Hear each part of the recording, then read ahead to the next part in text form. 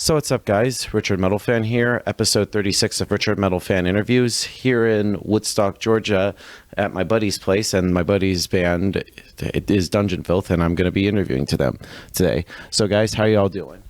Good. Pretty dang good. Yeah. So for those of you who don't know, these are my friends' bands. I've known them for about like 5 years or something like that. Sounds 5 or 6. Yeah, and I'm pretty sure if you all seen my 2019 Devastation of the Nation concert review, you might recognize them. So basically, we're going to be talking about like your guys, how you guys got this journey from where you all started to now with music. So let's just dive right back in the very beginning. What were each of your guys' first bands that got you into metal, and what made you want to play your respective instruments? I guess we'll just go down the line. It's kind of hard to say. You know, I listened to like a lot of Black Sabbath and stuff from my dad, of course, you know, a lot of like older punk. As you know, I was going to like a lot of black metal shows and death metal shows. That kind of really helped grease the wheels for me to like start practicing more and everything. And especially once I started jamming with these guys. I've known Spencer since I was like 9, so we've always kind of been, you know, doing our thing, I guess.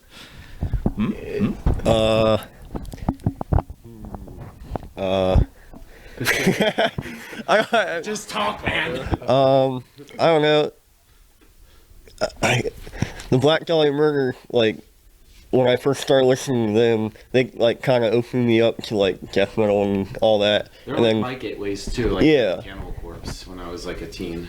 And then yeah, pretty much ever since then, just been going to shows and getting my drive from that, I guess.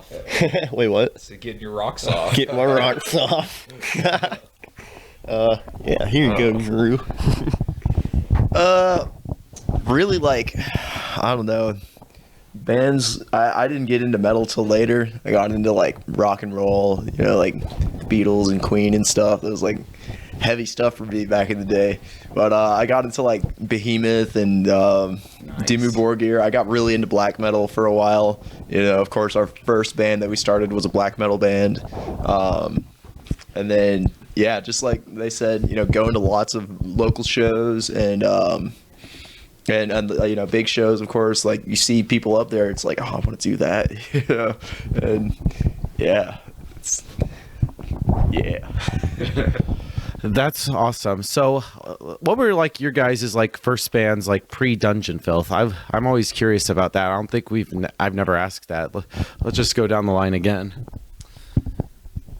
Well, like Drew said a second ago, the first band that we played in together, because this was really my first real band. It was like, yeah. So it was kind of like more of a black metal thing, but we mostly just kind of jammed around, you know, joked around, tickled each other, pinched each other, played some Immortal songs. I was in a band when I was like 15 too, you know, where I was just kind of again jamming with my friends and getting my feet wet, kind of trying out the whole music thing. Was a little bit softer on the metal side, but you know, it was a good gateway to get me into kind of playing shows and, you know, getting into the whole music thing. Wait, what was the question? That was your band, Spencer. Like first oh no, yeah, no. That Spencer was in Metallica. Yeah, I was in Metallica. I don't know if you've ever heard of them. They're kind of underground, but yeah, I played in that band. But Dungeon Filth is my second band. I left those losers many years ago. But yeah, but this is the only band, well, the first band I've ever been in, I guess. Yeah. Yeah, me too. I was in a little cover band back in high school. We played one song and yeah, this is the first thing that that I've ever actually like gone out and played a bunch of shows, you know, really good time. And so, how did Dungeon Filth all form? So it was after we'd moved in together back in like 2019. As you know, you remember, you'd come over here a few times, and yeah, again, we just like kept on jamming and everything. I think all three of us slowly started to get out of black metal as soon as we started to get out of our basements. And I think it was mostly Spencer that really turned us on to the whole like death grind thing, because I had listened to it a lot before, but I had never really, I guess, given much thought to playing it. But then once we wrote these first few songs and really started jamming, it just all kind of fell into place and was like a lot more fun. We could do a lot more. It's just a great time, you know. It's just how it like culminated, I guess. Grind. Come on, Drew, say grind. Grind. So, like, your first like release was the 2020 demo. Like, it just sounds, from what I've heard, it's very raw sounding. Like where did y'all like record it, and how'd that whole composition and everything come to be? We recorded that here in one night on a weekend. It was a beer and marijuana fueled night. Yeah, we recorded the whole thing. I don't think we really planned on putting it out, but it ended up getting out there, you know, on YouTube and everything. And I think like a lot more people really listened to it and like checked it out than we thought would at first. So that was pretty cool, you know? All right. And for you, Spencer, as a drummer, when you write like the Dungeon Filth songs, do you usually have like a drum pattern in mind and the rest of the band writes along with it? Or do you need to hear what like Drew comes up with the riffs, or Drew comes up with like riffs and Mason as well, and you need to try to play along with that?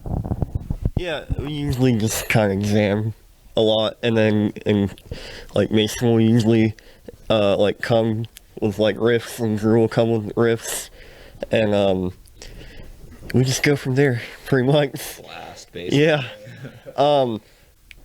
Yeah. I don't know. I just kind of jam along like until we get it. ignorance. Yeah. I don't know. Controlled ignorance and blast. That's awesome. And for you, Mason, how do you like come up with the sick riffage? Well, I just kind of like, you know, I'll just be jamming around at home and everything. Usually it's moments of insanity where I just kind of like go crazy, you know, think of something that'll sound really cool. Think of how the love of my life here's blast beats will sound on top of my riffs, and then, you know, just go jam it out and hear how it all sounds together. You know, usually we'll structure everything out together, but I usually come up with the individual riffs just like at home. All right. And for you, Drew, as a vocalist, do you need to hear the music in order to come up with lyrics, or do you usually have like a lyrical concept in mind and that can help determine the outcome of the music itself? It depends. For the first like couple of songs that I wrote, I was like I was watching a bunch of really messed up videos and stuff, and then was coming up with lyrics, and then wrote music afterward. But it doesn't always work out like that. Like right now, I'm trying to write lyrics to songs that we have, and you just kind of come up with vocal patterns as like, especially like knowing where you can sing, you know, in a song, especially like we go really, really fast.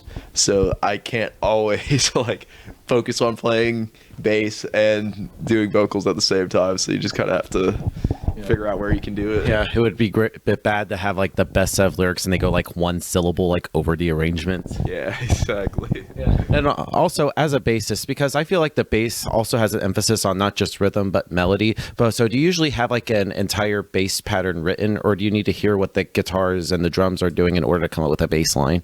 So I actually, as far as like songs that I write them on guitar first, and then I basically just play as much as I can, like, you know, transfer it from guitar to bass.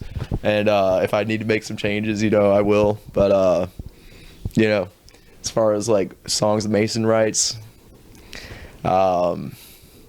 you know, I just come up with it.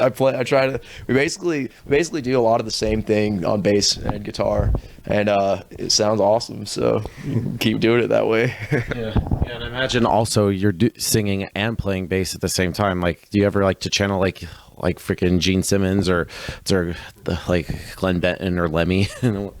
I wouldn't really say that those are like any like particular idols of mine. I guess I don't know. I would have to think about that. I don't have any like particular bass idols, because I didn't go into this starting bass.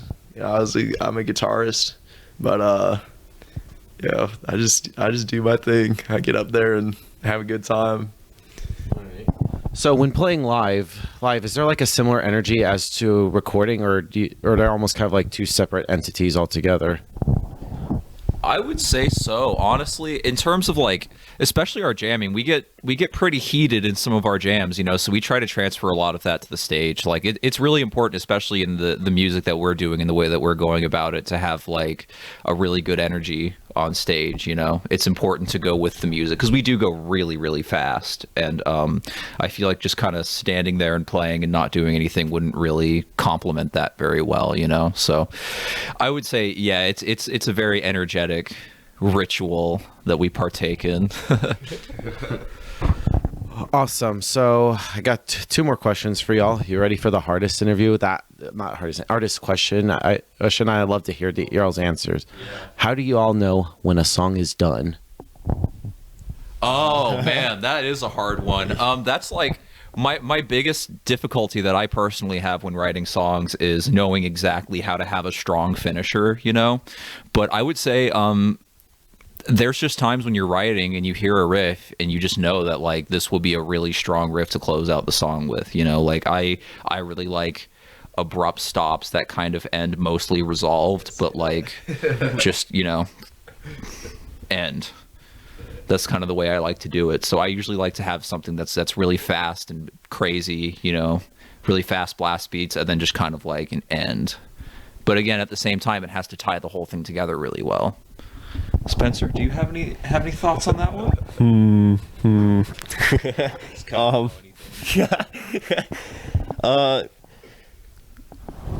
Yeah, I mean, I don't know. That's the hardest question. Yeah, you're scrambling my brain. Yeah. I don't know. We just end it when we end it. Yeah, we're grindcore. We play very ignorant music. We like to end things ignorantly, just like we like to begin. How do you feel about that? Like Mason said, just like abrupt ending. You know, like if I'm like, well, you know, that's good enough for the end of a song, then I'll just end it at that. You know, and again, it works. You end the song really just like that, and then immediately start the next one, and I feel like that's how kind of adds to our live show as well, you know. Really abrupt stops, because we don't like to do a lot of in between each of our songs when we play live. We like to just kind of go into the next thing and kind of keep the speed and the energy up. So having those abrupt stops and then a start to another one really helps sealing like the energy of the live show. I'm pretty sure nobody knows the like titles of our songs besides like maybe the first one and us. And us. You know, we announce the first song at the beginning of the show sometimes, and other than that, there's you'd have to snag a set list or buy the CD or whatever. All right. And the final question I wanted to ask is, like, coming from Georgia, I know Atlanta has a big scene. Like I feel like Atlanta's like pretty diverse. So the bands like Mastodon is different from a band like Seven Dust, that is different from a band like Cloak, that is different from a band like Left to Suffer. So is there like a scene in Georgia that you guys feel a part of, or do you all just feel like you want to just get outside of Georgia and play with like in front of like different states and different audiences? Honestly, in this last year, you know, we've played a lot of shows, and we've met like a lot of great people in the scene who've been so supportive and just wanted to help us out, you know, like the people over at the Catacombs, for example, and like all the people that are really into punk and grindcore have been just so hospitable. So like I would say honestly, that scene I would feel most at home at playing, you know, like just the most comfortable.